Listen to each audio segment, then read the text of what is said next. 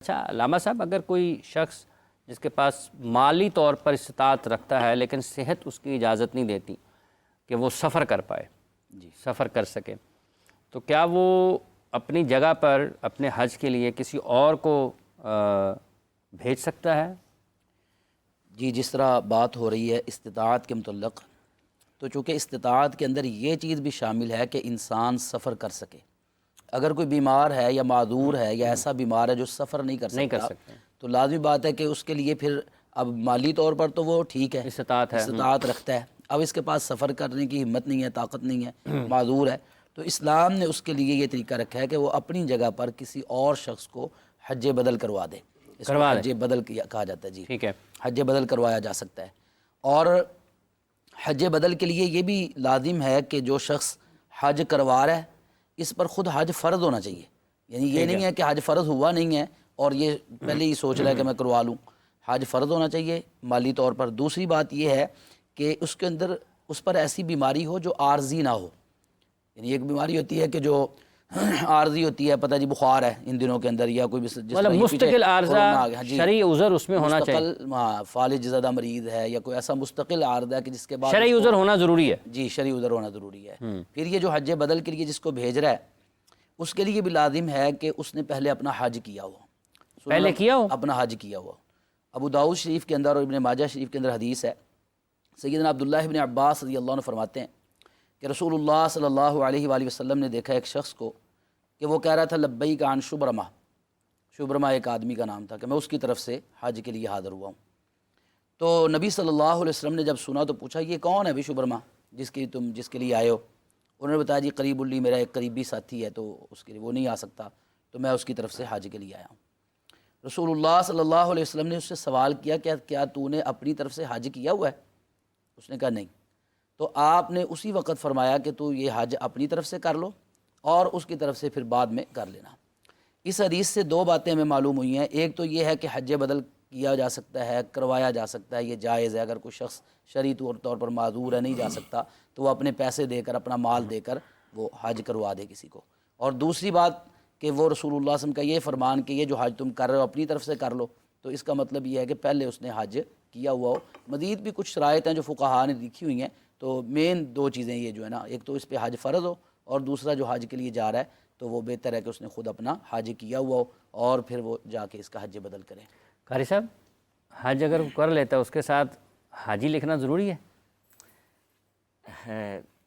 حاجی لکھنا ضروری، الحاج بھی لکھا جاتا ہے، کچھ زیادہ کر لیتا ہے تو؟ ہاں، بس ہمارے معاشرے میں رواج چل نکلا ہے کہ لوگ حج کر کے آتے ہیں، اور ساتھ میں بعض لوگ ایسے ہوتے ہیں کہ جن کو یہ عادت ہوتی ہے وہ اپنے نام کے ساتھ الحاج لکھواتے ہیں کہ لکھو، تو بعض لوگ ایسے ہیں کہ وہ اس کے پس پشت کچھ خرابیاں بھی ان کے اندر ہوتی ہیں، مثلا رشوت لینا اور وغیرہ وغیرہ، وہ اس نام کے پیچھے وہ کچھ ایسی خرابیاں کرتے ہیں، وہ نام یوز کرتے ہیں الحاج کا، تو ہمیں اس سے ہی بچنا چاہیے، ریا دکھاوے سے بھی۔ مگر حج کرنے والے کی فضیلت تو آپ کو معلوم ہونے چاہیے، حدیث پاک میں آتا ہے کہ جس شخص نے حج کیا اور اس نے کوئی بےہودہ بات نہ کی اور نہ ہی اس میں کوئی گناہ کا ارتکاب کیا، رجع کیوم ولدتہ امہ، یہ صحیح بخاری کی حدیث ہے کہ وہ گھر واپس اس طرح لوٹتا ہے جیسے کہ آج ماں کے پیٹ سے پیدا ہوا ہے، یعنی اس کے سارے گناہ معاف کر دیے جاتے ہیں۔ ٹھیک ہے، یہاں پر ایک اور بات بھی عرض کرنا چاہوں گا، علماء کرام جو بات کر رہے تھے استطاعت کے متعلق، آج کل فی زمانہ ہمارے زمانے میں جس بندے کے پاس تقریباً یہ ساتھ بیٹھے ہوئے بزنس مین حج کے کام کرنے والے 12-13 لاکھ روپے اتنا ہی خرچ ہوتا ہے سرکاری، چلو 15 لاکھ روپے کہ گھر میں بھی کچھ چھوڑ کر جائے، 15 لاکھ روپے جس کے پاس ہو اس پر حج فرض ہو جاتا ہے۔ اور ہم لوگ یہ کرتے ہیں کہ اگر 15 لاکھ ہمارے پاس ہے، وہ بینک میں پڑا ہے 1 سال 2 سال 3 سال 5 سال 10 سال تک 15 لاکھ پڑا ہے، 20 لاکھ پڑا ہے، اور ہم کہتے ہیں ہم تو ابھی غریب ہیں، مڈل کلاس کے لوگ ہیں، ہم پہ کہاں حج فرض ہوتا ہے۔ ایسے لوگوں کو یہ وعید یاد رکھنی چاہیے کہ رسول اللہ صلی اللہ علیہ وسلم نے فرمایا کہ اگر کسی شخص پر حج فرض ہو گیا، استطاعت ہو، اور وہ حج نہ کرے، پھر چاہے وہ یہودی ہو کر مرے یا عیسائی ہو کر مرے۔ حضرت عمر فاروق رضی اللہ تعالی عنہ نے ایک بار ارادہ کیا کہ وہ شہر میں جا کے تحقیق کرے کہ جس شخص کے اوپر حج ضروری ہے، استطاعت رکھتا ہے، پھر بھی اس نے حج نہیں کیا، تو میں اس پر جزیہ لگاؤں، یعنی ٹیکس لگاؤں، یعنی کہ وہ مسلمان ہی نہیں رہا. جو حج کا انکار کر رہا ہے اس کے پاس اتنا پیسہ موجود ہے, بس ہمارے اندر یہ ایک خواہش نفسانی ہے کہ بس زمین لے لو, جائیداد بناؤ, بنگلے بناؤ, گاڑیاں لو, اور حج کی طرف توجہ ہی نہیں کرتے. حج کا بنیادی رکن, اسلام کا بنیادی رکن حج ہے. جیسے کہ بنی الاسلام علی خمس, شہادت اللہ الہ الا اللہ, اللہ کی گواہی دینا کہ وہ معبود ہے, صرف معبود برحق وہی ہے, اور پھر اقام الصلاۃ, نماز, ایتاء الزکوٰۃ, زکوٰۃ, اور حج اور رمضان کے روزے, یہ بنیاد ہے. اگر ہم حج ہی نہیں کریں گے تو آپ بنیادی ایک رکن سے انحراف آپ نہیں کر سکتے. اگر آپ استطاعت رکھتے ہیں تو پھر آپ کو اس طرف جانا چاہیے. اچھا مفتی صاحب, جیسے ہم یہ مختلف حیثیتوں میں لوگوں کو دیکھتے ہیں, حج کی جب ہم بات کرتے ہیں تو ایک صورت یہ بھی ہے کہ اگر کوئی شخص ایک سے زیادہ مرتبہ حج کی طرف جاتا ہے, اس کی حدیث پہ بھی بیان فرمائی ہے کہ نبی کریم صلی اللہ علیہ وسلم نے فرمایا اس حوالے سے, جیسے ابھی علامہ فرما رہے تھے کہ جو زیادہ حج کرتا ہے اللہ تعالیٰ اس کی مفلسی, یہی مصطلح آپ نے فرمایا, اس کی مفلسی دور ہوتی ہے اگر کوئی ایک مرتبہ جانا چاہتا ہے. لیکن اگر ہم دیکھتے ہیں آج کے اپنے اس دور میں بھی, تو اگر کسی نے ایک حج کیا ہے اور اس کے بعد بھی اس کے اوپر استطاعت ہے کہ وہ دوبارہ بھی جا سکتا ہے, لیکن وہ یتیموں کی, مسکینوں کی, غریبوں کی, ضرورت مندوں کی مدد میں پیسے خرچ کر دیتا ہے, تو کیا دوبارہ اگر اس کے اوپر استطاعت ہے تو پھر بھی اس کے اوپر وہی پہلا فرضیت آئے گی حج کی استطاعت والی؟ بسم اللہ الرحمن الرحیم. نبی مکرم صلی اللہ تعالیٰ علیہ وآلہ وسلم سے ایک آدمی نے سوال کیا, آقا یا رسول اللہ صلی اللہ علیہ وآلہ وسلم,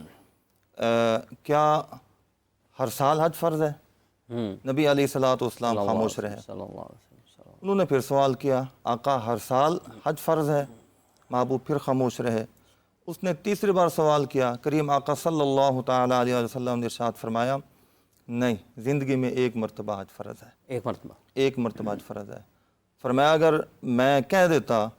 کہ ہر سال حج فرض ہے تو پھر تمہارے اوپر فرض ہو جاتا اور میری امت مشقت میں پڑ جاتی. اللہ اکبر. تو اس سے دو باتیں معلوم ہوئی. ایک تو یہ کہ پوری زندگی میں صاحب استطاعت کے اوپر ایک بار حج فرض ہے. دوسرا یہ کہ نبی کریم صلی اللہ تعالیٰ علیہ وآلہ وسلم امت کے اوپر کتنا رحیم و شفیق ہیں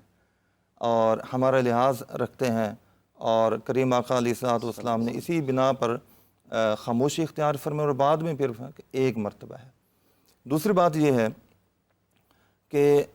صاحب استطاعت اس کے باوجود بھی ہے تو کیا نفلی حج جتنا مرضی کرنا چاہے ہر بندہ اپنے مال حلال سے, کسب حلال سے بالکل کر سکتا ہے, اور اس کے کثیر فوائد ہیں. دیکھیں حج ایک ایسی عبادت ہے کہ عبادات کی دو قسمیں ہیں, ایک ہے مالی, دوسری ہے بدنی, اور تیسری قسم ہے وہ کہ جن دونوں کا مجموعہ ہو. ٹھیک ہے. جیسے زکوٰۃ ہے وہ مالی ہے, نماز ہے وہ بدنی جسمانی ہے, اور یہ جو حج ہے اس میں جسمانی پریکٹس بھی ہے اور مال بھی ہے, یعنی یہ دونوں عبادتوں کا مجموعہ ہے.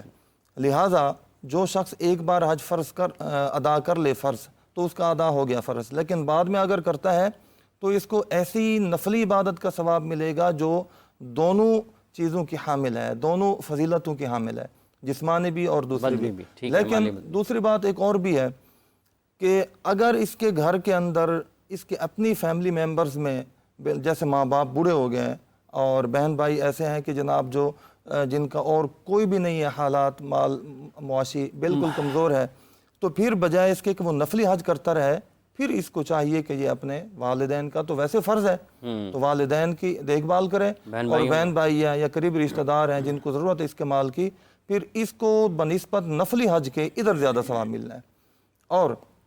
چونکہ حج جو ہے وہ عبادت اگرچہ افضل ایسی ہے کہ یہ وہ واحد عبادت ہے کہ جس کے موقع پر کریم آقا علیہ الصلوۃ والسلام کے اوپر یہ والی آیت کریمہ نازل ہوئی کہ الیوم اکملت لکم دینکم, کہ آج کے دن ہم نے آپ کے اوپر آپ کا دین مکمل کر دیا. تو حج وہ موقع ہے جس کی وجہ سے, جس کے موقع پر ہمارے اوپر دین مکمل ہوا. اور پھر رضیت, رب نے یہ بھی فرما دیا کہ ہم آپ کے لیے دین اسلام آپ کے لیے رضیت لکم الاسلام دینا, رضیت لکم الاسلام دینا. تو یہ دین اور نبی علیہ الصلوۃ والسلام کے اوپر اس کی تمامیت, اور پھر یہ ہے کہ اس کی فضیلت اس حج کی وجہ سے ہے. کریم آقا علیہ الصلوۃ والسلام نے اسی واسطے ایک بار حج فرمایا ہے. اور اس حج میں جو کوشش کرنی چاہیے وہ یہ ہے کہ ہمیں اس انداز سے کرنا چاہیے جیسے کریم آقا علیہ الصلوۃ والسلام نے حج ادا کیا ہو، اور حج فرض ہونے کے بعد جیسا ابھی بات بھی ہو رہی تھی کہ تاخیر، جیسا کہ ابھی حضرت صاحب نے بھی کر صاحب نے بیان کیا، ایک حدیث پاک میں تو اتنا ہے کہ جو بندہ حج فرض ہونے کے بعد بلا وجہ کے تاخیر کرے گا، فرمایا کل بروز قیامت اور جب مرے گا اس ٹائم وہ خواہش کرے گا کہ میں کاش میں دنیا میں دوبارہ بھیجا جاؤں۔ اللہ، ایک حدیث پاک کا مفہوم یہ ہے کہ میدان محشر میں اس کے پیشانی کے اوپر کافارہ لکھا ہوا ہوگا،